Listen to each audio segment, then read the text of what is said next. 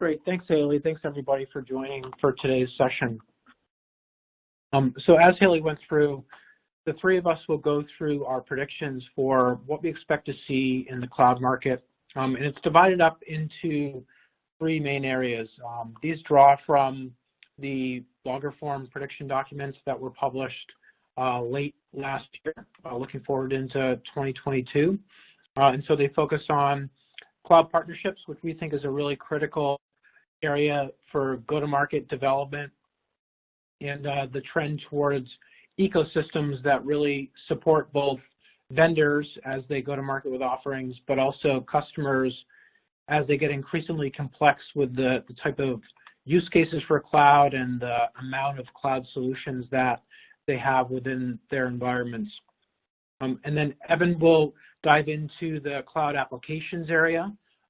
So we've realigned our research portfolio for 2022 to really dive deeper into the workload views. So Evan will go through within cloud applications how we see a lot of opportunity for new vendors and more complex customized solutions in that space. And then Catie will close the session by looking, again, with a deeper workload view into cloud infrastructure and platforms and the role that that's playing as the market moves more to a multi-hybrid cloud infrastructure for most customers in terms of their current as well as future planned use of cloud solutions. So without further ado, I'll hand it over to Evan to start us off with a view into the cloud applications predictions. Thanks, Allan, and hello to everybody on the line today. To get us started, we're going to spend some time discussing how the cloud applications market has evolved over the past 2 years and where TBR sees it headed in 2022. The findings are now clear that the challenges which the pandemic wrought on the global economy have accelerated the enterprise's journey to cloud. At first, challenges associated with transitioning workforces to remote models resulted in a flurry of customer investments around maintaining business continuity. This necessity benefited cloud platforms and application pure plays alike, and vendors aggressively invested to capitalize on that same opportunity. As customers' on-premise data centers were stretched to the limits, infrastructure modernization efforts accelerated, driving IaaS growth for Google, AWS, and Microsoft, who for years had been investing in their global data center networks to adhere to those local service regulatory requirements. At the application level, enterprise customers were forced to embrace SaaS alternatives, and in many cases, these customers already possessed the licenses to various SaaS solutions, but had just not been using them yet. To support the enterprise's pivot to remote operations, vendors creatively bundled collaboration suites across core workloads, and today we are all well accustomed to relying on cloud-enabled systems to support our day-to-day operations. As the pandemic lingered, vendors like Microsoft and Salesforce sought to increase their stickiness in workers' lives, increasingly bundling core suites and capabilities like security to create product tiers while establishing a new class of remote workforce enablement platforms, which don't just provide collaboration, but the ability to quickly manage and access documents and applications, such as Microsoft's efforts with Power Apps, Teams, and Dynamics, and Salesforce's with Digital HQ. The culmination of these efforts have resulted in an enterprise IT estates which are far more mature than they were 2 years ago. Perhaps most critically, though, the necessity to embrace cloud allowed customers to overcome internal resistance around process change management, a challenge which is continually cited in TBR's research studies as the #1 inhibitor to adoption of any new technology. A greater degree of customers are now well accustomed to cloud-enabled solutions and services, and their trust in public cloud security, uptime, and resiliency has similarly risen over the past 2 years. As a result, customers are seeking new ways of enabling their discrete business processes with the cloud. Highlighting this dynamic are findings from TBR's Cloud Applications Customer Research Series, which found that as customers' cloud maturity rose for workloads, be it CRM or HR, so too did their customization requirements of the specific workload. Likewise, greater trust in cloud is resulting in a growing client interest to migrate mission-critical workloads to cloud, such as ERP. Headed through 2022, These trends in particular will catalyze SaaS growth for new and familiar firms alike. Vendor investments over the past year have been centered around capitalizing on those two forming opportunities. In the context of discrete business process enablement with cloud, vendor investments around industry-led suites have skyrocketed, setting the stage for vendors to design industry-based solutions and services which address clients' niche needs. Today, though, these portfolios remain in their infancy, but the pre-built data models which underpin these assets will serve as the ecosystem enablers for vendors to attract industry-based solution and services partners to draw them deeper across vertical sectors like healthcare and manufacturing. This dynamic will be discussed later in the webinar during the partnerships portion. And to capitalize on client interest on migrating mission-critical workloads, vendors are employing varying strategies, particularly within ERP, to encourage customer migrations and capitalize on that substantial opportunity. As Allan mentioned, to better understand the emerging dynamics in vendor application strategies, TBR evolved its public cloud benchmark in 2021 to launch the Cloud and Software Applications Benchmark. The below findings are from the inaugural Applications Benchmark, providing a view into vendors' revenue composition between SaaS and on-premise across the three primary workloads of sales and marketing, business applications, and human resources. This view in particular highlights the opportunity which business applications, which includes back office functions like ERP, procurement, and supply chain management, presents for SaaS vendors in 2022. Today, roughly 37% of benchmarked business applications revenue remains on-premise as traditionally licensed software. Though as a note, this segment also includes productivity, which skews the mix of SaaS results given the magnitude of Microsoft's cloud revenues, which are included in the benchmark.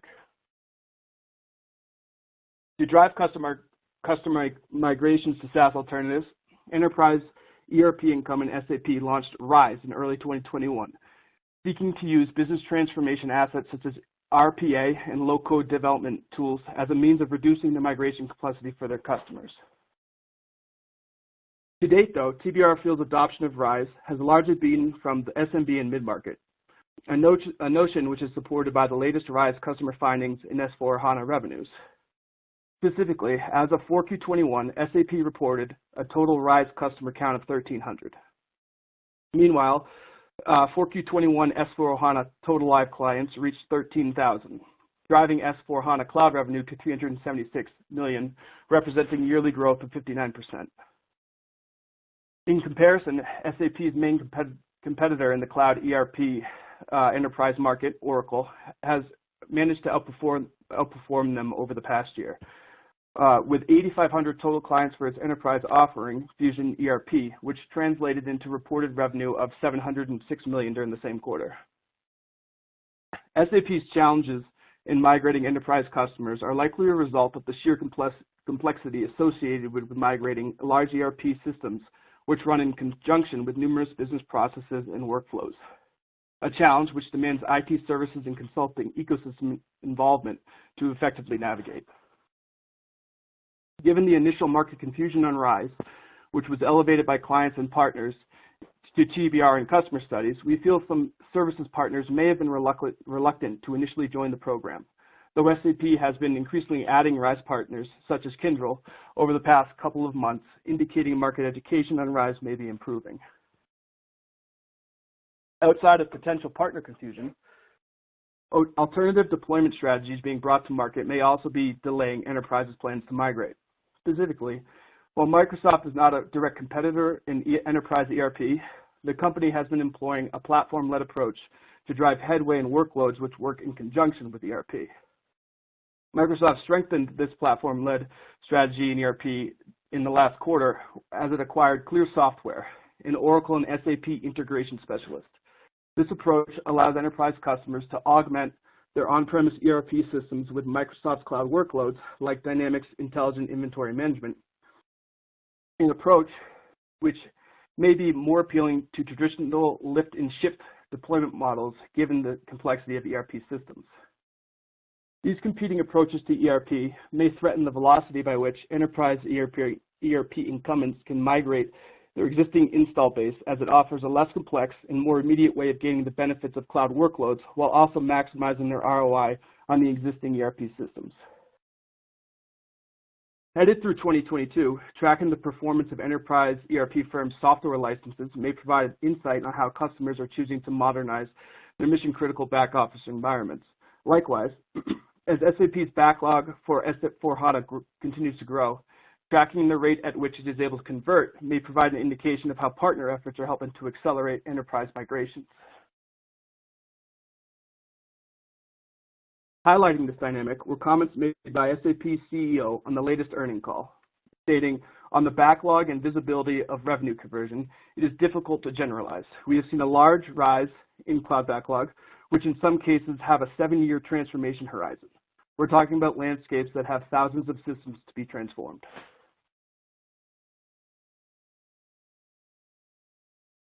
While the IT services ecosystem are must-have partners for ERP incumbents, ISV partners play just as critical a role across all application workload segments.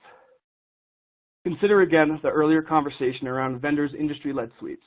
While a pre-built data model allows a client to seamlessly connect their systems within the data hubs of their industry, such as EHR and healthcare, to gain the full value from this data, they will require a repository of industry-specific solutions and services which align directly to their business needs. ISV partners with industry expertise offer a near-term way for vendors to accelerate the depth and breadth of these catalogs, which are now spanning industries like financial services, healthcare, retail, manufacturing, and so on.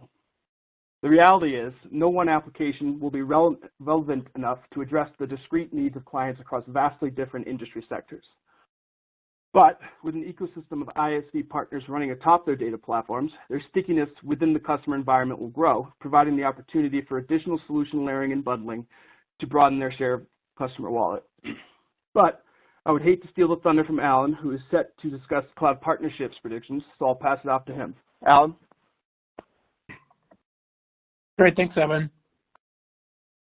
So diving into some of the specific partner predictions for the coming year, I want to set context for just, going back to the headline, moving from important to critical, because it's really been an evolution, a longer evolution than just important to critical. It started as the cloud space developed, where partnerships in some ways were not really necessary. It was about more of a direct relationship between the cloud vendor, cloud provider, the early AWS, Salesforce, being able to really reach their customers directly, have all of the delivery capabilities from their own data centers to offer those services. Aside from networking in between, it really was more of a direct relationship compared with a lot of the traditional partner ecosystem around IT, where it's all about implementation and integration, really setting up the environment, setting up the infrastructure to be able to deliver those services. So it's been a longer spectrum from really starting where partnerships were not the best fit for cloud in the early days. Vendors were able to grow their businesses to a pretty significant scale, largely through their own sales and outreach efforts to customers, to a point where it started to be an avenue for growth, reaching the customers, and now it's got to a point with the type of solutions customers are using that turning those individual offerings, the technologies themselves, into what customers expect, which is something that aligns to their business, delivers value, and is not just a raw infrastructure or just technology. All those things don't happen. You can't meet customer expectations in 2022 without partners that help really take the technology beyond just where it is and align it to the business outcomes that customers are looking for. So I think that's the first context of why are we using the word critical, because for the type of customer expectations today, it doesn't happen without partnerships and ecosystems to play a role in delivering that. So when we go through why are they critical? There's really kind of three things, and it aligns to the images and taglines that we have on the slide here. It's that not only do partners, yes, they can deliver growth, and there's a customer outreach and sales and marketing efficiency as part of that, but retention is critical as well. And partners have been proven for some of the leading vendors to increase their renewal rates, to increase the average revenue they're able to receive from each customer. And so it's a really important part of securing the cloud financial model, which is dependent upon renewal and retention to make all of the investments and the business model work. Secondly, going back to that point around solutions, that individual vendors can only offer so much. There's limitations for industry customization, regional customization, and then the management, ongoing management and optimization. Those are all areas where it's really the partner ecosystem that is best suited to deliver that. From a financial logistics operations standpoint, the vendors themselves can only do so much. And so partners are really around those value add activities that, again, it's where a lot of that is recognized, is not only through the vendor offerings, but from the partners that participate within those ecosystems.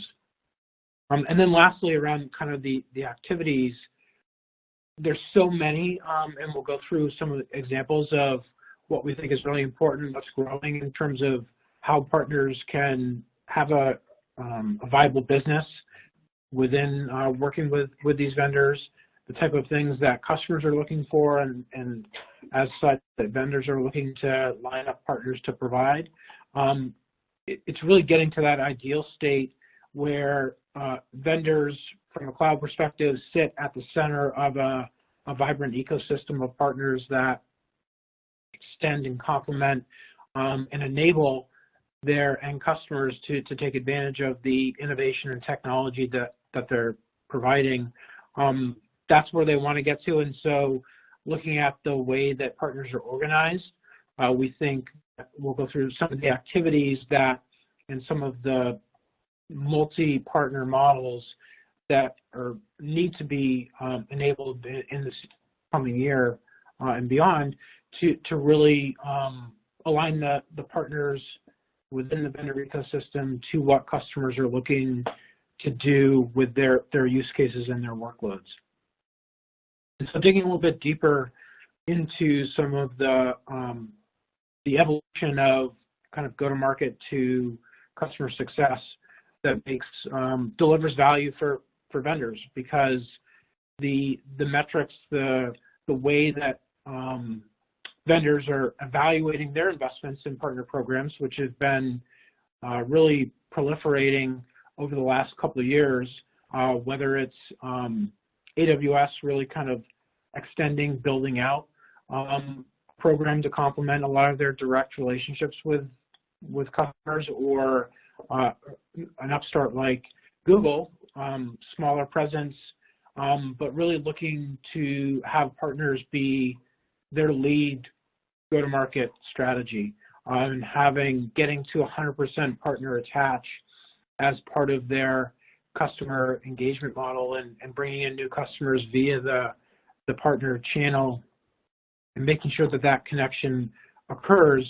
The investments have been huge. So the way that they're being justified is a little bit different. Sure, there's still a lot of partner-led growth, and what's old is new again in some ways. There's reseller referral programs, incentives for taking cloud vendor offerings deeper into the addressable markets.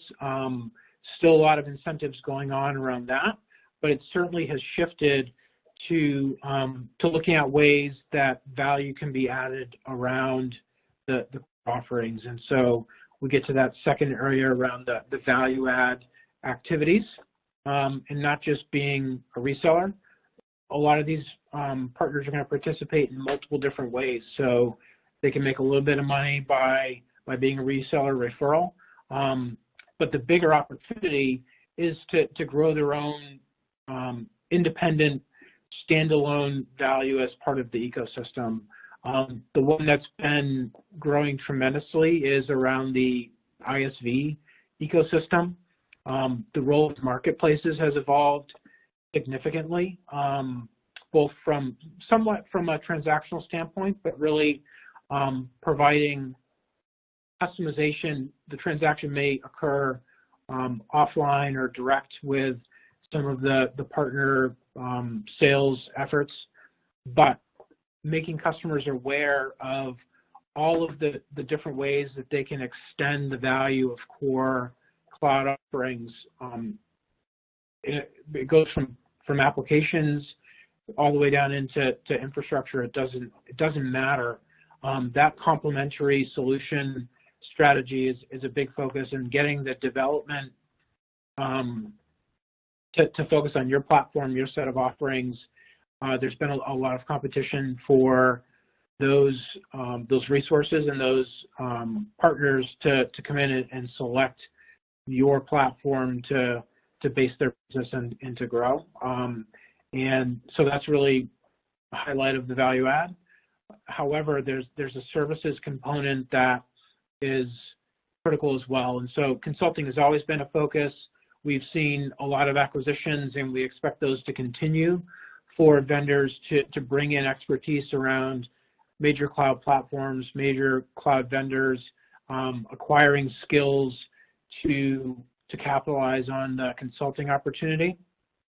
Certainly is something that the cloud vendors want to nurture and to grow the number of skills, because there's, like a lot of things, a shortage of trained labor, inflation, wage increases. It's expensive to replace people. All those factors are going into, in some ways, limiting the ability for some of these cloud vendors to grow. If there's not the consulting base that's out there that can help guide customers through the upfront process of design and rollout and even support ongoing, it's going to impede the purchasing decisions and slow down the rate of cloud adoption. And so getting more service capabilities out in the market through a variety of means is a big focus that we expect to continue in 2022. And then on the back end, the managed services, with the complexity of environments customers are faced with, as well as the types of workloads. So Evan touched on some of that business application space, a lot of opportunity for migration over the coming years. Those are things that require a lot of change management and are just really critical. You want to have the assurance that it's going to work with the complexity of integration from cloud to on-prem, given the hybrid state that persists for a lot of customer environments. Managed services and hiring folks to ensure that it works, through the long term, is something that they're looking to build out those programs and have a solid base of partners that can help customers with that. Really important. So a couple of the models, so we get into the activities, and some vendors started in the traditional world where you had rigid designations for resellers versus distributors, services partners, ISVs, a lot of geographical regulation. So a lot of the traditional programs are pretty complex, and we've seen, especially for vendors that start in that world and have added or transitioned to cloud, they've brought some of that with them. And then, a lot of the programs, just because, again, the executives come from those types of vendors, it's carried over to some degree, kind of the rigid designations for what type of partner you are within these programs. And what we've seen is a lot of blending, a lot of SIs, primarily a service provider, but they're developing IP that they're packaging. So in some ways, they're acting like a SI that also is an ISV. A lot of the traditional programs aren't set up very well to cater to that. You also have kind of a tiering system. So for being able to have partners that can deal directly with customers as part of their business, but also in some ways maybe they work with a secondary distributor, someone else who's working with them to cater to customer needs. And so it's not just a one partner to one customer model a lot of times. They're looking for the flexibility to design and evolve their business in a way that makes sense based on the market, based on the opportunity that they see, and not be impeded by some of the programs that were set up in an old world and really inhibit partners from operating their business in the way that they see best, in a way that really benefits both themselves as well as the cloud vendors if they're able to pull through that revenue and move customers onto offerings in a more agile way. And then another model that's come up more recently, I think it's been around for a while, but the verbiage has come back, and that's a OEM type partner. So in a traditional world, that's taking a hardware component, embedding it into your machine and selling that as an offering. Carry over to software. The traditional software world still persists. We're starting to see demand for that on the cloud side as well, where taking either an entire offering or components of offering, bundling it with your own IP, and then selling that as a solution to customers is a model that we expect to see more often. So vendors like Salesforce, ServiceNow are really looking at that, more as an activity that has come about as a result of partners looking to add value, looking for a business model that can allow them to grow and be profitable in the new way that customers are using these cloud solutions. And so we expect more flexibility in terms of the type of activities and programs that partners want to be involved with that play a role in developing those ecosystems. So those are all some of the things that we expect to see in the partnership strategy develop over the course of the year. Again, we think partners is really, it may not be the biggest part of the go-to-market model for cloud just yet. Still a lot of direct activity. However, a lot of the growth, and if you look at some of the limited vendor disclosures around their indirect programs, their MSP programs growing significantly faster than the overall business. And as a result, that's why we think they're not just important but critical, and will be even more so as we move throughout the year in 2022. So with that, I will hand it over to Catie. Great, thanks, Allan. So for our last prediction, now what we're doing is kind of shifting down the cloud stack a bit and looking at the platform and infrastructure as a service layers and some of the trends that we expect to see in that market. And so for our first real prediction, it's not necessarily surprising or anything you haven't heard before, but we wanted to reiterate that hybrid cloud will continue to be the preferred IT delivery method for the enterprise. As you can see in this slide, this was something that came up again in our customer research. Enterprises prefer to run workloads both in-house and across multiple public clouds. And not only will this trend remain the new norm, but it's really going to accelerate throughout the year, particularly as customers, they want to consolidate their data center footprint, move workloads to the cloud, but still keep certain workloads on-prem for a variety of reasons, security being the top factor, but it's really becoming more about control and scalability as well. And this trend is partly attributed to the pandemic, which our research also indicated that COVID-19 was pushing up these cloud migration timelines, but more holistically, as now we're over a decade into the cloud world, these migration decisions are being made on a workload by workload basis. It's not a black and white approach anymore like it was at the start. And we're finding that the line of business teams are starting to converge more with the IT teams and play a more active role in the vendor decision process.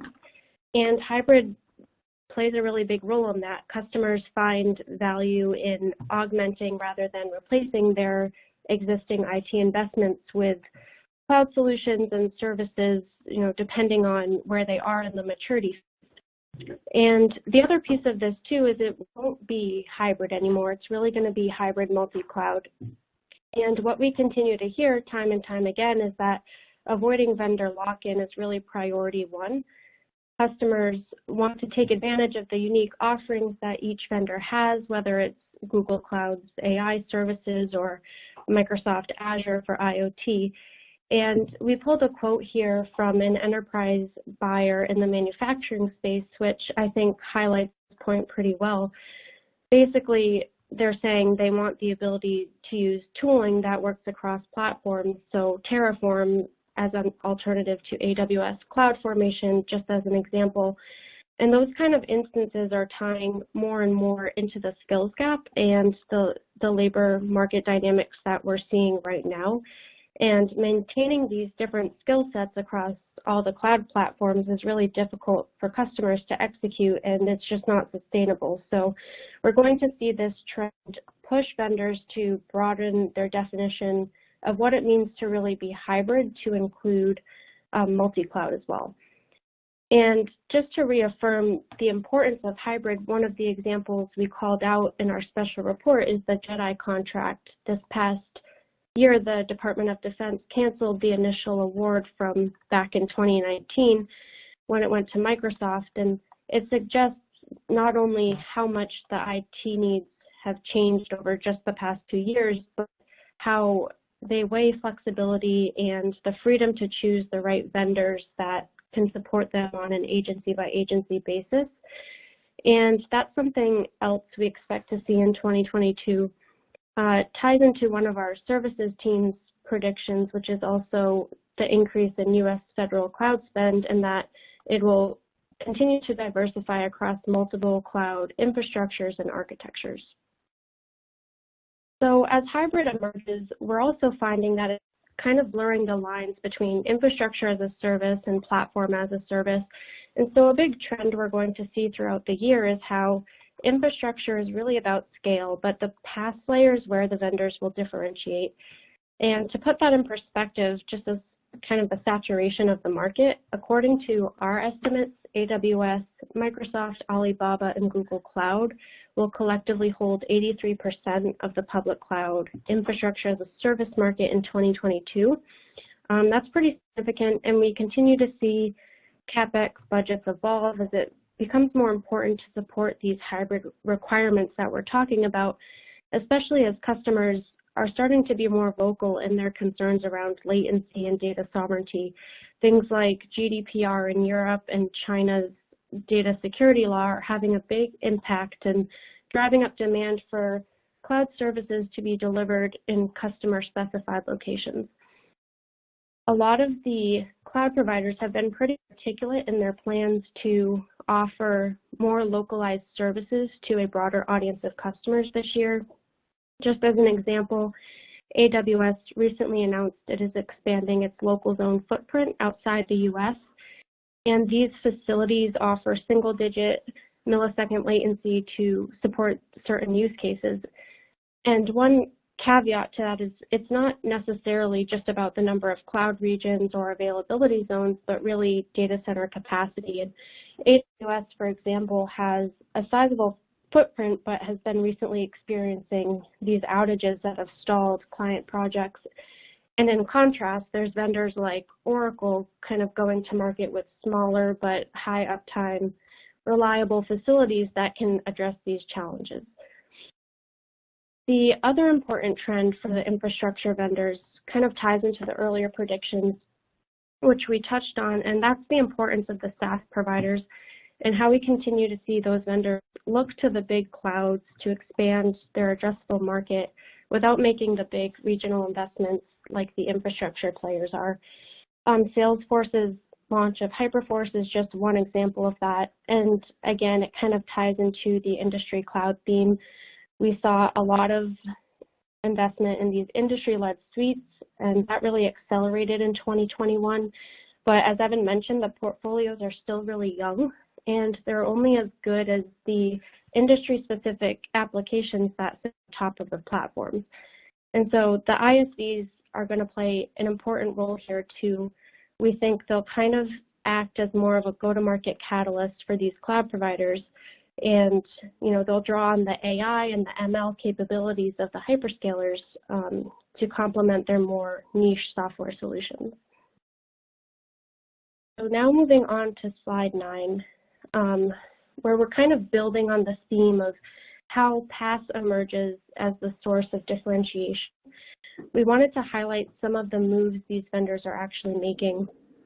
In 2021, we saw a lot of new offerings come to market, even from the vendors who we typically associate as locking customers into their infrastructure. And I'll use AWS as an example. They brought EKS Anywhere to market this past year. So essentially bringing their managed Kubernetes service to customers inside the data center, allowing them to create and manage clusters on-prem and take advantage of the same control plane as in the public cloud. And so that's marketed as part of their hybrid portfolio, along with solutions like Outposts. But how AWS defines hybrid is not really the same way as, say, IBM defines it. IBM's prime Kubernetes platform service is OpenShift, and that's deployable across clouds and in the data center. Versus AWS, it's really just being defined as an extension of their public cloud services on-prem. So how the vendors define what is truly hybrid gives you a sense as to kind of where they are. But in general, we expect these vendors will have to broaden their definitions of hybrid to encompass other clouds. As an example, it's speculated that EKS Anywhere will come to other clouds, and Oracle, which we would kind of bucket with AWS in this area, is doing something similar. A few months back, they launched the Verrazano container management platform, which they also hinted would be available across clouds. And so especially in the case of AWS, it could be challenging to some of the truly hybrid vendors that are going to market around openness, and to have an incumbent like AWS come in with a similar message. Microsoft is another example of a vendor that has a strong infrastructure as a service position, but has also been effective in using interoperability to address client demand for multi-cloud. As Evan mentioned, they have been investing in their Power Platform with offerings like Power Automate, which allows clients to integrate new workloads like intelligent order management from Dynamics 365 with their on-prem offerings. So it's kind of an example of what we touched on earlier, which is supporting client demand to augment rather than replace their existing solutions. And integration platforms, or IaaS as we call it, is one of the segments that we're looking at as part of the new Cloud Infrastructure and Platforms benchmark. And one of the key trends we're diving into is how the traditional iPaaS vendors will be impacted by the Saas suite leaders, such as Microsoft, that are building out their set of pre-built connectors and these easy-to-deploy tool sets that could kind of infringe on the pure play integration space. And lastly, the PaaS dynamics between the vendors like Microsoft and IBM will be interesting to watch throughout the year, really as both vendors continue to race for the software control plane. They are building off the success they've had at the operating system layer with Windows and Linux, and now it's about looking up the stack to gain share in what is now this more abstracted hybrid multi-cloud world. And then on top of that, you see vendors like VMware coming in and innovating in this space with its Tanzu portfolio, with Tanzu Mission Control acting as the operational control plane for Kubernetes. And with these offerings, there's a lot of considerations for customers here is it going to be Azure with kind of their front-end simplicity that they offer, or VMware kind of taking what they did with virtualization and bringing Kubernetes into the mainstream? And then, of course, IBM benefits here as it kind of adopts the operating best practices of Red Hat, but still proves effective in holding on to its domain expertise, which is really the enterprise assets, including the IBM Z base and all the data that it contains. So hopefully that provides a little perspective in what we're seeing in the infrastructure and platform as a service markets, and these are some things we'll dig deeper into in our new report, which will be out at the end of the month. And Allan, with that, I'll pass it back to you to go through the portfolio and Q&A. Great. So before we get to Q&A, wanted to just hit on some of the new things that we have in the portfolio for the upcoming year. We alluded a little bit to them, but so within this space, we have we've reoriented our benchmarks around the workloads themselves and gone deeper into within markets. What are some of the functional capabilities that define spaces, and diving into multiple layers deep within ERP, HR, collaboration for the vendors that we cover. So with the cloud applications benchmark, we're starting with 10 vendors. The first one just published, but we're going to be looking to add additional applications vendors into that report as we're able to align their portfolio to the taxonomy. Let's see, what else do we have? The other new report that Catie's working on currently takes a similar view within infrastructure and platforms to look at that space. You can see the vendor list is more extensive. There's 25 vendors we're including for the first publication of that report.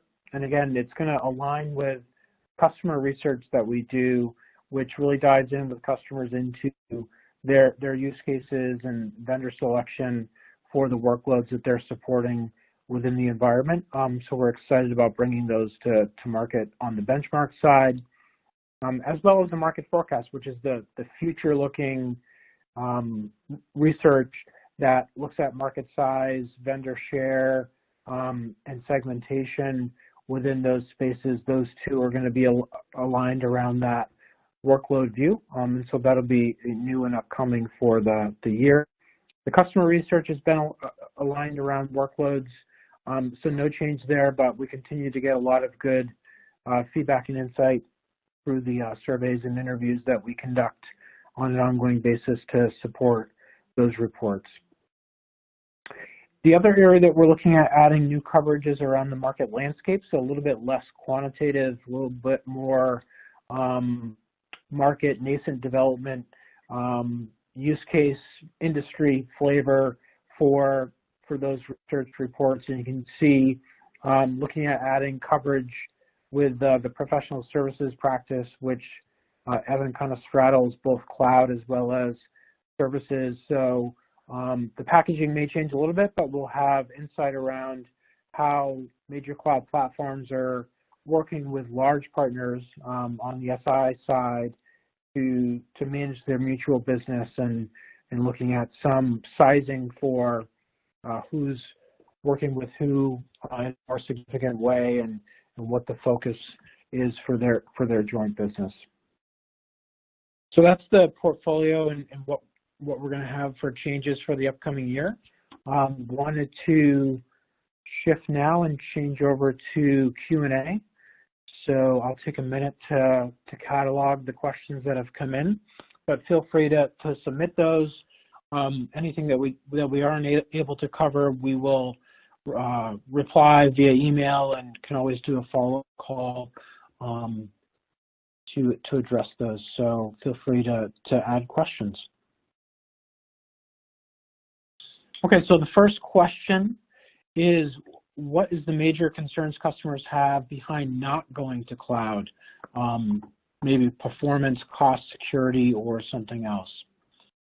So in terms of, it makes me think back to Evan's slide around within each application space, the mix of traditional license to cloud service. And you see across the board, there's still traditional activity occurring. Not every customer has gone to cloud, and those are new purchases, right? So that's net new revenue that continues to go to traditional delivery.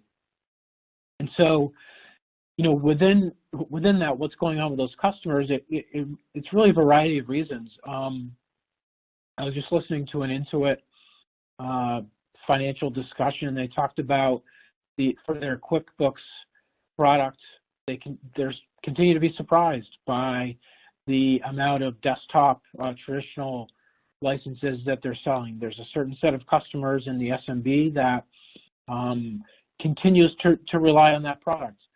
A lot of times, for those customers, it's that they have existing infrastructure that's sufficient, doesn't need to immediately be replaced at the moment, and so they want to continue to leverage that and get value out of that traditional investment.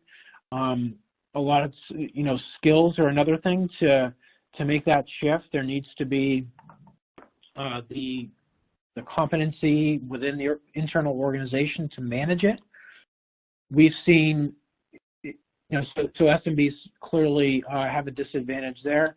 For large customers, some of the ways that they've overcome that is they now have a cloud center of excellence within their IT and business organizations that is set up to manage the migration to cloud, to ensure that they have the training and the change management capability to make those adjustments. And not every customer is at that point where they're able to do that.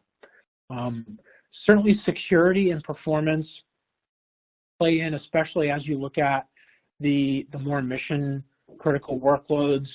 SAP continues to sign up new customers, not in the cloud delivered models.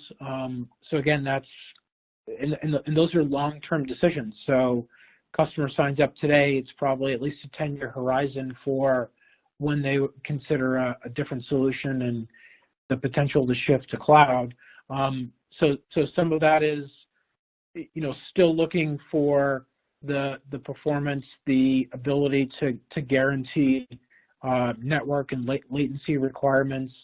All those are some of the reasons why we continue to see customers, not go all in on a cloud environment and still make new investments in traditional licensed software that they run within their own data centers or leverage some type of infrastructure that's not entirely cloud-based.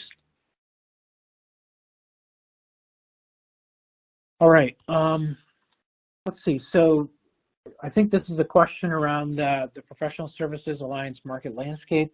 Evan, maybe stop, it certainly falls within that overall partner discussion. It's kind of an uber example of how ecosystems and partnerships are important in cloud. But Evan, do you want to take a little time to go through, the role of SI alliances and cloud vendors and what we see changing in terms of that relationship?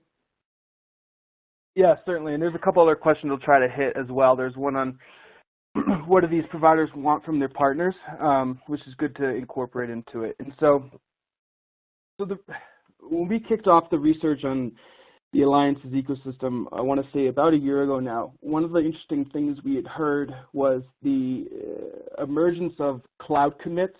And so basically a services partner promises to sell X amount of, IaaS for, Microsoft, Google, or AWS, and if they, over a given time period, and if they don't hit those thresholds, so each quarter that means they have to sell X amount of infrastructure, they could be deprioritized in terms of, when if Microsoft gets a potential prospect, they might give it to a different partner because this partner needs to be penalized for not, doing what they promised. That dichotomy is, as it was forming, made us feel there was a, emerging moral hazard around if the partners are incentivized tangibly and intangibly to, push more cloud, then who has the best interest of the customer in mind? Because it doesn't always make sense to go to cloud. And sometimes it makes more sense to do a hybrid model, keep what you have in place for whatever, ERP, and, you can still migrate these elements to cloud, but it doesn't make sense from a cost standpoint to go there, so let's just keep you on premise. If nobody's doing that, then the customers maybe, they might start to seek out third-party vendors to do these cost analyses of their environments and improve it that way. So that's just one aspect. The other element we are seeing form a bit, and this goes to what do partners want, or what do cloud providers want from their partners, is they want them to bring them deeper, further, faster. And so I think a good example of that is PwC's Connected Solutions business, which is to date, and this is based off a discussion with them, 80% of the solutions they have are powered by Azure. And so what they're doing is they've been a traditional services partner for some time, and they're pivoting to be more of an ISV type partner, building solutions on top of Azure to bring them deeper into manufacturing environments with a focus on IoT. And what they also are able to do in doing that is they're an ecosystem enabler for Microsoft, because they're going to be working with the equipment manufacturers within the industrial environment to build their data into whatever solutions they might be building. So now Microsoft gets a great partner that's going to quickly go add more ISV or OEMs to be working atop Azure to bring them deeper into the segment.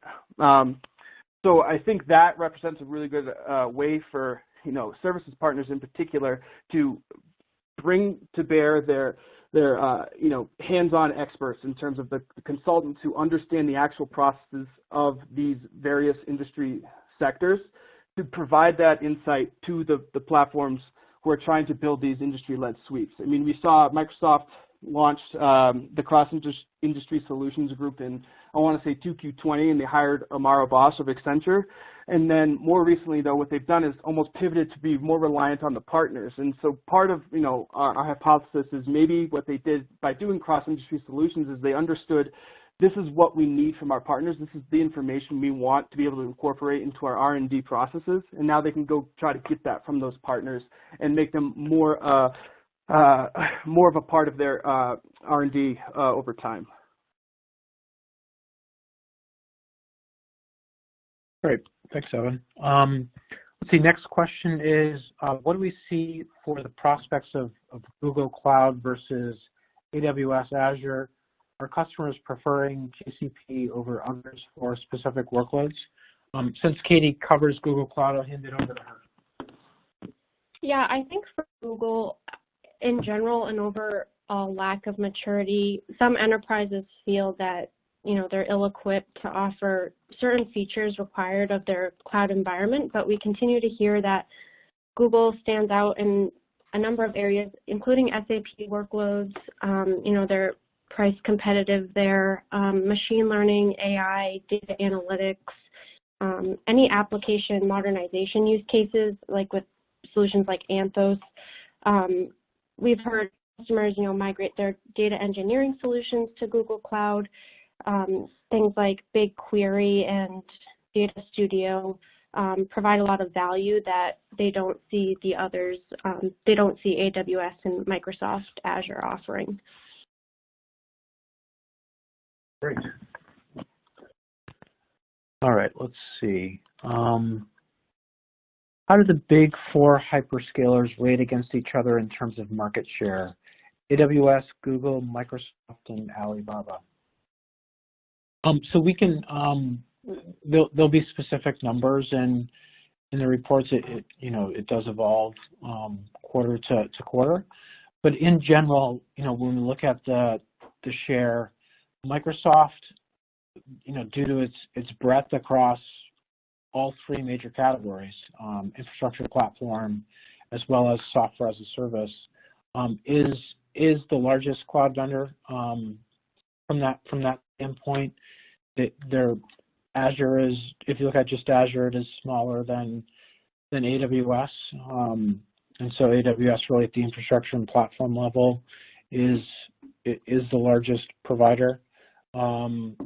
It's really those two, close to the top of the market, and then you have Google, Alibaba as kind of that next tier, second tier, if you will, probably single-digit market share for those providers.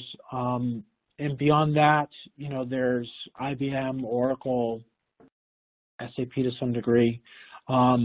You start to get a lot more vendors in that third tier. So that's kind of how we see it as from a market share perspective.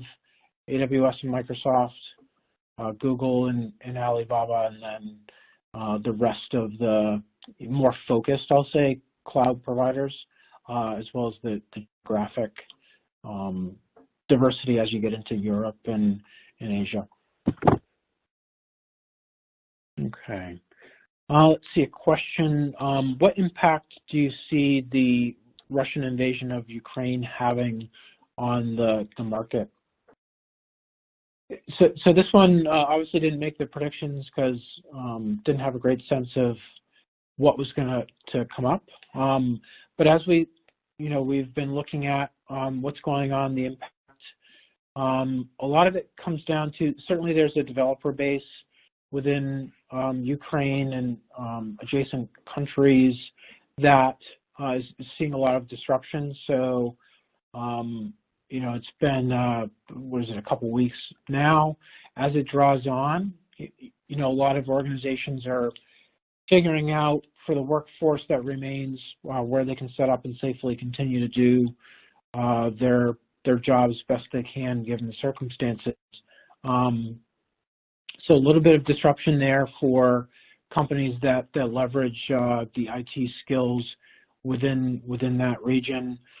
From a revenue standpoint, we don't see, none of the vendors really has a huge portion of their revenue streams coming, even if you include Russia and the other adjoining countries. It's not hugely significant, maybe like 1 to 3% for a lot of these vendors. So, there's a lot of leaving Russia disruption within the region in general.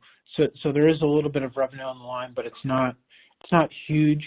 And so, I think the other interesting thing is we've seen, like Microsoft is right at the center of combating some of the cybersecurity threat and activity that's come about in tandem with the physical invasion.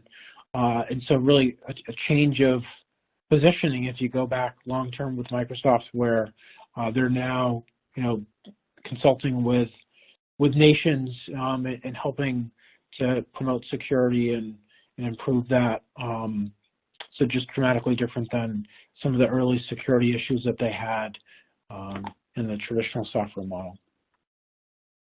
All right, so we just hit the top of the hour, so I want to be aware of everybody's time. At this point, I'll hand it back over to Haley to close out. Thank you, Allan, and thank you everybody for joining us. Please feel free to reach out to the team with any follow-up questions. And if you have a few moments, it would be super appreciated if you could fill out the survey on your screen. That helps us create these webinars for you. A replay version of the webcast will be available after the event and will be sent out to you via email. And be sure to join us on Thursday, March 24th for our next webinar. Hyperscalers are reimagining how networks are built, owned, and operated. Thank you all, and have a great rest of your day.